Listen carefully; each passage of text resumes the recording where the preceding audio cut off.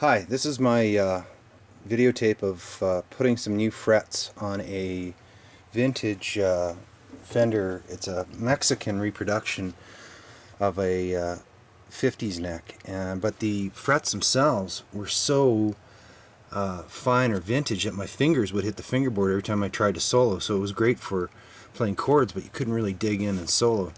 So I'm putting these stainless steel Dunlop 6105, I think they are, frets in there, and they are just absolutely great. Kind of pan in on. I've already put one in, as you can see, and you can almost see the difference between the two right now. Height wise, it's quite a bit of difference too. But when you do that, it poses a problem, and that problem is going to be right here with the nut. The nut is going to be gauged for these smaller vintage frets. So what I'm going to have to do is take this nut out and shimmy it up high enough to accommodate these new stainless steel frets. I'll show you how to do that a little later on. It's quite handy. Otherwise you'd have to make a new nut, but there is a way to get around that with really good results without having to do that. So the tools I'm using are pretty simple. These are the nippers or the cutters. These are the fret pullers here. These pull out the old frets.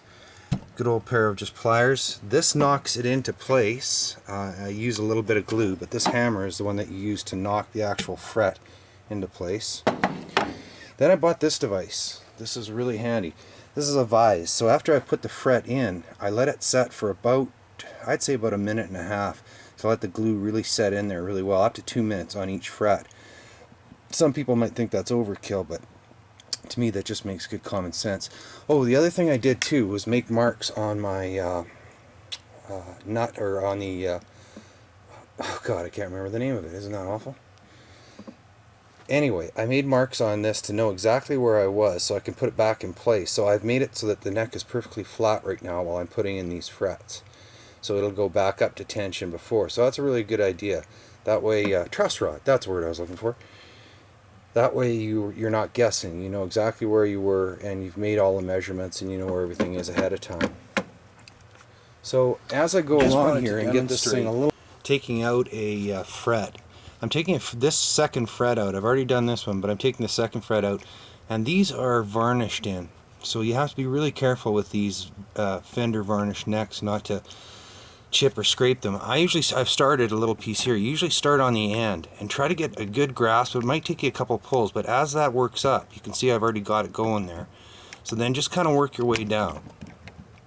Lift up a little bit each time until you've got the fret free with as little damage as possible.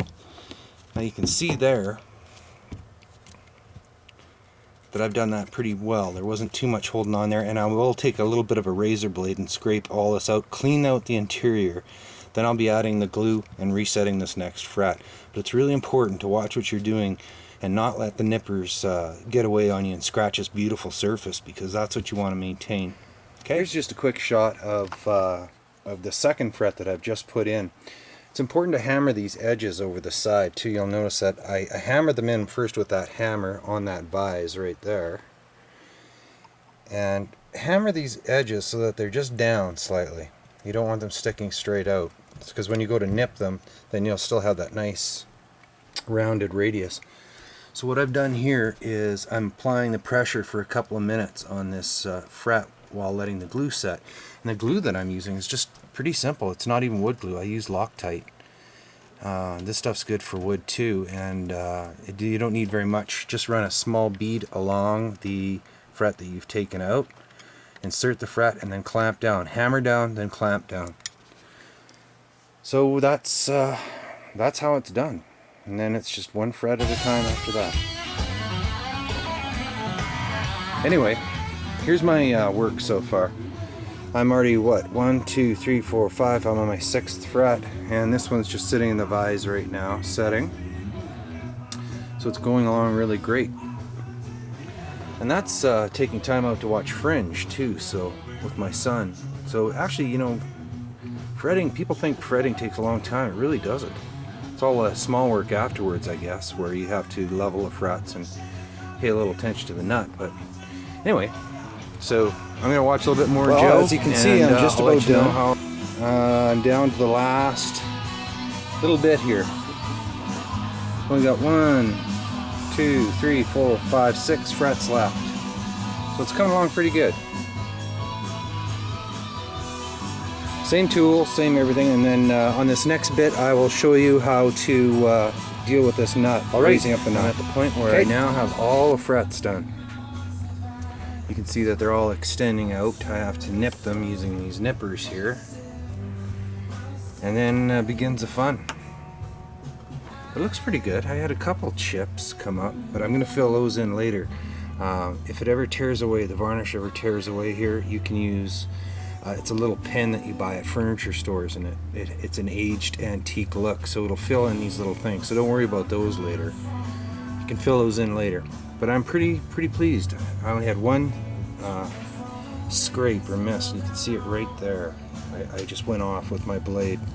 So I'm going to work at getting that fixed as well. But anyway, there's what it looks like before you've trimmed the edges and dressed the frets. So there it is.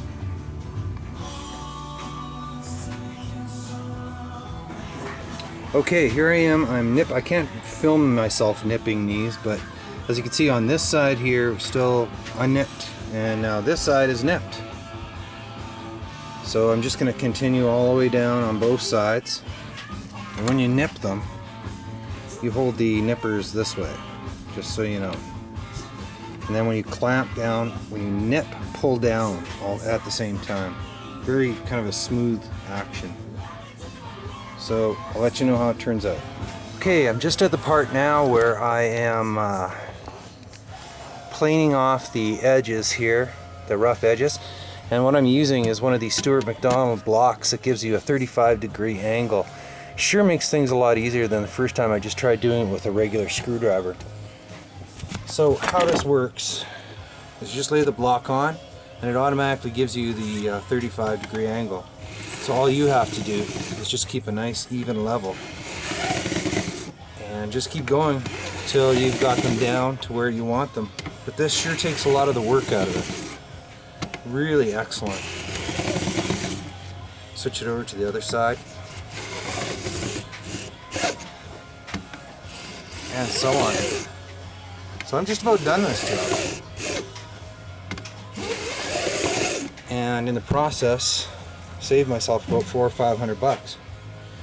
So it's worth doing if you can just take a little time and a little effort. Alright, everything is done now. Pretty smooth, and I've got a nice symmetry. One thing I can't stand is when there's frets. There's just no excuse on an expensive guitar to have frets that are shorter on the edges. And thanks to these blocks, you don't have to worry about that. This is kind of the old school way of doing it, but you had to guess at the degree of angle. The degree of angle is figured out for you, so it's much better. Now what I'm going to do though, this is a special little tool I got from Stuart McDonald that has files just on 2 edges, and the rest are smooth. And what you do now is just come on either side of these and smooth each one out and crown it. And then of course we're going to do the dressing on all of it. But one of these tools is indispensable, and they're pretty cheap. I think this is like $12 or something, maybe even less. So definitely get one of these fret dressing tools. They'll make your life a lot easier. And voila, just about done here. There's the finished product. Now all I have to do is put it on the body, and the nut did break, so I did have to put a new nut in there, which is okay anyway. This is a really good one from Tusk that's made out of a synthetic bone type. Can't remember the name of it, but it's good stuff. Anyway, so look at that. Looks pretty good. I just need to, like I said, level, but the edges turned out great. And now I have some height, and I won't be scraping my fingers. And because these frets are stainless steel, I'll never have to replace those frets ever again. So, kind of a neat thing.